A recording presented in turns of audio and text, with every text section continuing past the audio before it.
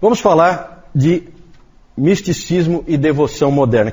Não quero falar muito sobre isso aí, eu só quero dizer para vocês que existia esse movimento diferente dentro da igreja única nesse período, a Igreja Católica Romana, e é o movimento místico, certo? Os místicos, eles eram cristãos de um tipo diferente, as ênfases deles eram sempre no amor, o amor ao próximo, o amor a Deus, especialmente, e na virtude, fazer as coisas certas e tal. Então você tem muitas freiras que seguem essa linha, muitos monges que seguem essa linha, a linha mística, né? Os 3 pontos principais no pensamento dos místicos eram a união com Deus, eu estar unido a Deus, né? Várias dessas freiras se casaram com Jesus Cristo, né? Misticamente, certo? Então essas coisas absurdas assim, né? Mas nós temos que falar porque eram coisas que tinha nesse período. União com Deus, o amor a Cristo e a negação de si mesmo eram pontos importantes para esses místicos, certo? E o conhecimento para eles era sempre uma coisa não tão importante e muitas vezes prejudicial. Na verdade, aqui aparece um pouco de reação ao escolasticismo. E reações sempre são desequilibradas, né? Vamos falar de alguns místicos, não vou falar deles não, eu só vou citar rapidamente só para vocês, quando virem os nomes em algum lugar, vocês lembrarem que já viram aquele nome.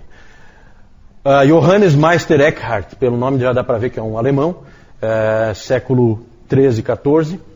O Dr. Calhoun diz que ele tem um livro, Os Sermões de Meister Eckhart, e ele disse que ele sempre tenta ler algum desses sermões, né? Só que ele nunca conseguiu entender nenhum, né? Então é tudo assim, sabe aquela viagem que o indivíduo fica falando, né? A gente usa hoje em dia a gíria, né? O cara está viajando. É isso aí que esses caras fazem quando escrevem, né? E esse Eckhart aí é especialista nisso. Vou ler para vocês uma frase dele, só para vocês terem uma ideia. Uma pulga, na medida em que ela está em Deus, é por si mesma maior do que o maior anjo. Portanto, em Deus, todas as coisas são iguais e são o próprio Deus. Inclusive, ele se complicou, porque esse tipo de frase aí cheira a quê? Cheira a panteísmo, né? Então a igreja começou a ver nele uma certa heresia e coisa, ele foi obrigado a se retratar. E dizer, não é isso, não foi isso que eu quis dizer, né? Então é complicado, né? Mas é um sujeito esquisito esse aí, mas é um sujeito bastante conhecido, né? Esse Meister aí, na verdade, não é do nome dele, não, é mestre, né? Como os seguidores dele chamavam ele. Esse Walter Hilton, não vou falar nada sobre ele, mas ele escreveu um livro importante para os místicos que se chama A Escada da Perfeição. Os místicos adoram a ideia de uma escada, de passos que você tem que seguir para o teu aperfeiçoamento espiritual. Então ele tinha esse livro, A Escada da Perfeição. A Juliana de Norwich, ela é a primeira mulher a escrever um livro em inglês. Inclusive é estranho porque esse nome Juliano não era usado para mulheres. Então, na verdade, o que se acha hoje é que esse nome não é o nome dela. Que ela ficava próxima à igreja de São Juliano e por isso ela ficou com esse nome, com o nome dele, né? Ela é inglesa, foi inglesa, ela era uma freira beneditina, ela se tornou uma ancorista. Sabe o que é uma ancorista? É uma pessoa que fica enclausurada numa igreja, então ela é feito um quarto para ela, com uma janelinha que dá para dentro da igreja, que é por onde ela pode se confessar, esse tipo de coisa, e uma janelinha que fica para fora da igreja, que é onde o povo vem conversar com ela, se aconselhar, né? É uma psicóloga é uma psicóloga do século XV, né? 14, 15, certo? Então o povo ia lá e falava com ela. Ela escreveu um livro, As Revelações do Amor Divino. As Revelações do Amor Divino.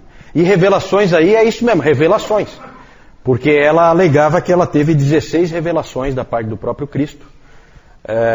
E inclusive numa delas é interessante porque ela teve a revelação de que em Deus não há ira nenhuma, em Deus só há amor. Que lindo isso, né? Pena que não é bíblico. Muito lindo, só não é bíblico. Sempre há entre esses místicos o desejo de ser um só com Deus. A união mística, né? Que foi o que essa Catarina de Siena, que aparece aí em seguida, ela atingiu, ou pelo menos pensou atingir, né? Ela era uma freira dominicana, essa Catarina de Siena. Ela disse que ela foi importante para trazer o Papa de volta para Roma, que o Gregório XI foi convencido por ela para voltar. Ela era uma mística um pouco diferente, porque ela realmente ajudava as pessoas, ela era uma pessoa que cuidava dos pobres, tinha envolvimento social, né, diferente de outros místicos que só pensam em si. Nisso ela é um pouco diferente.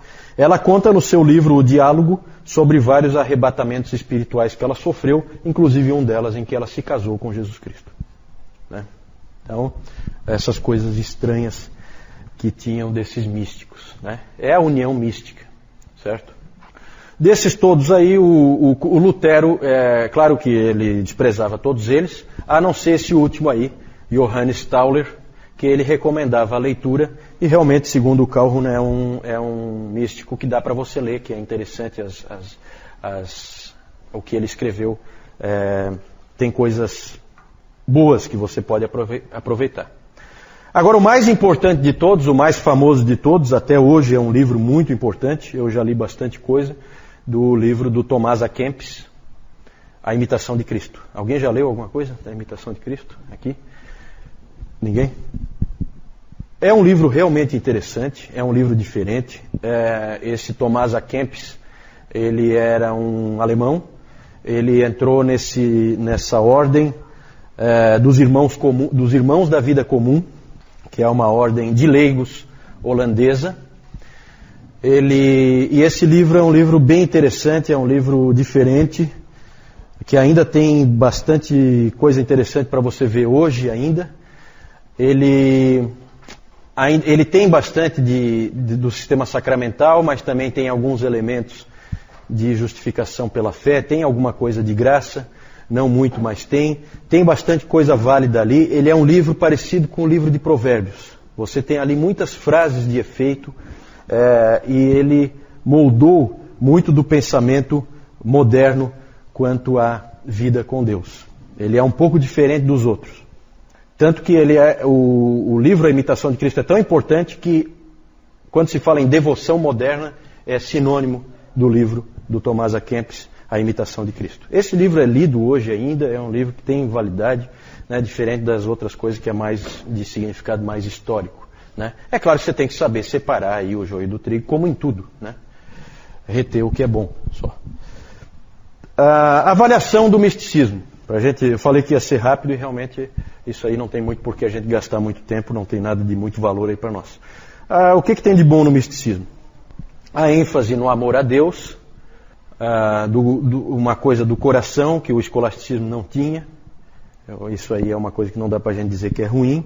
A quietude, a humildade, tudo isso eles tinham. A ideia de você se diminuir, né? Tudo isso aí são coisas que você pode ver nesses místicos que são coisas de valor. Por outro lado, aspectos ruins são o extremo individualismo, né? Porque a pessoa realmente pensa nela, uma tendência forte de justificação pelas obras, e essa ênfase em experiência e sentimento em vez da palavra de Deus, né? Então essas experiências, arrebatamentos e não sei o que, tudo isso aí são coisas perigosas, principalmente quando depois você escreve livros dando autoridade para aquilo ali, né? Aí é mais perigoso ainda. É isso aí. Aqui então vocês veem a Catarina de Siena, ali vocês têm aqui a pintura da união mística, né? Ali não dá para ver, mas é uma troca de alianças dela com Cristo, né? Não sei quem é que está ali atrás.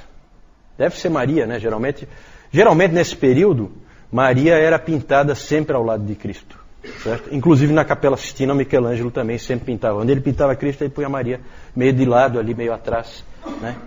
Dentro do pensamento católico romano, que até hoje é assim, né?